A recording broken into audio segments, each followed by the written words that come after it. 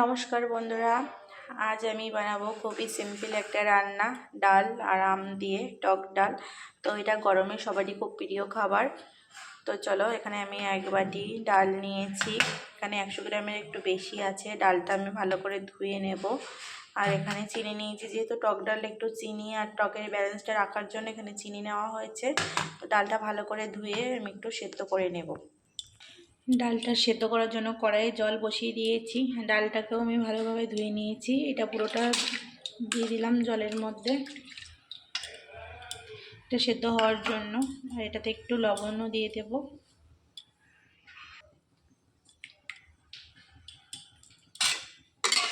দিয়ে ভালো করে নাড়িয়ে ছাড়িয়ে দিলাম।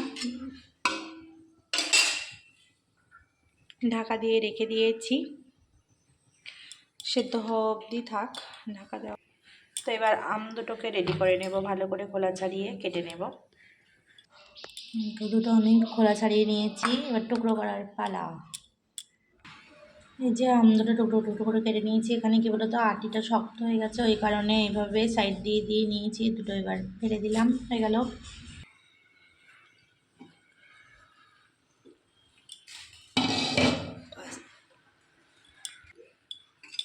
5 মিনিট পর ঢাকাটা খুলে দেখছি ডালটা কতটা সেদ্ধ হচ্ছে। ডালটা প্রায় সেদ্ধ হয়ে এসেছে। তো আরও একটু ঢাকা দিয়ে জোরটা কমিয়ে রেখে দিলেই ডালটা পুরোপুরি সেদ্ধ হয়ে যাবে।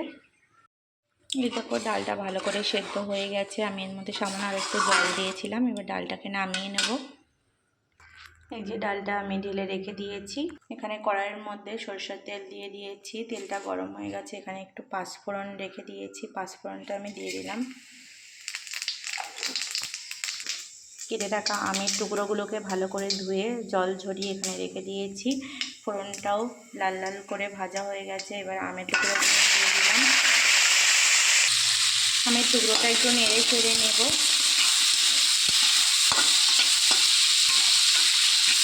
কেউ চাইলে এখানে সর্ষে ফোড়নও দিতে পারে, তো আমি পাঁচফোড়নটা দিয়েছি।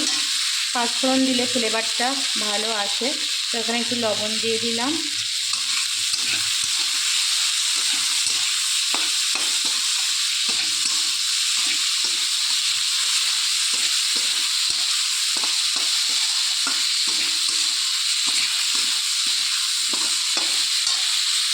লবণ দিয়েছি, নেড়ে চেড়ে নিয়েছি। এবার একটু ঢাকা দিয়ে রাখবো, জোরটা কমিয়ে আমটা একটু নরম হয়ে আসবে। ঢাকাটা এবার খুলেছি, আবার একটু নেড়ে চেড়ে নেব।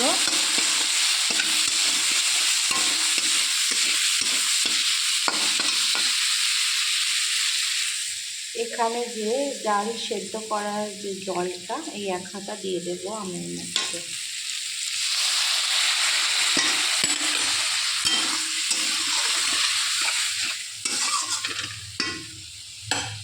দিয়ে এবারে জলটা কমিয়ে দিলাম, দিয়ে ঢাকা দিয়ে দেবো। এবার আমটা ভালোভাবে সেদ্ধ হয়ে যাবে, যেটুকু বাকি আছে। ঢাকাটা খুলে দিয়েছি, আমটা সেদ্ধ হয়ে গেছে। কিছুটা আস্ত রেখেছি আর কিছুটা আবার নেড়ে চেড়ে ঘেটে দিয়েছি। তো এখানে এবার চিনিটুকু দিয়ে দিলাম, দিয়ে আর একটু লবণ দিলাম, দিয়ে ভালো করে নেড়ে চেড়ে নেব।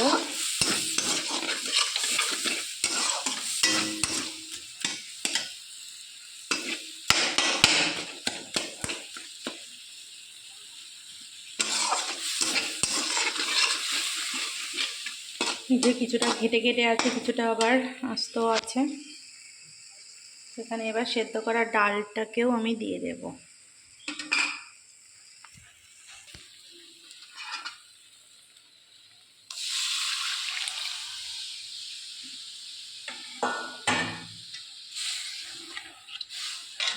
যে এটা বেশি ঘন আছে, তো আর একটু হালকা করব।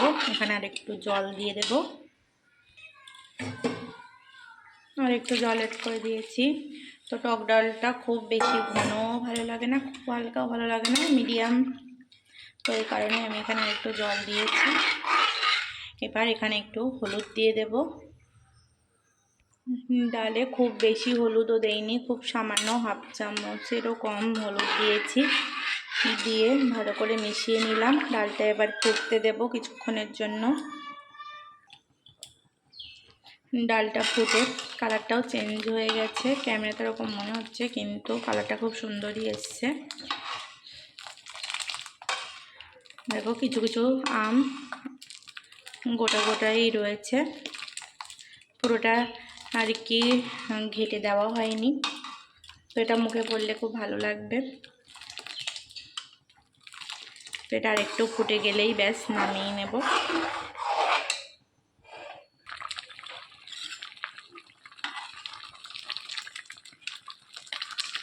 এই যে ডালটা টকবক করে ফুটছে, তোমার রান্না কমপ্লিট। এবার গ্যাসটা বন্ধ করে দেব। একটা পাত্রে নামিয়ে নেব এবার ডালটাকে। এই যে বাড়িতে নামিয়ে নিয়েছি। তো কেমন হয়েছে আমার এই রেসিপিটা সবাই অবশ্যই কমেন্ট করে জানিও, আর ভালো লাগলে একটা লাইক কমেন্ট করে দিও। তো আজকের মতো ভিডিওটা এই পর্যন্ত। সবাই ভালো থেকো, সুস্থ থেকো, বাই।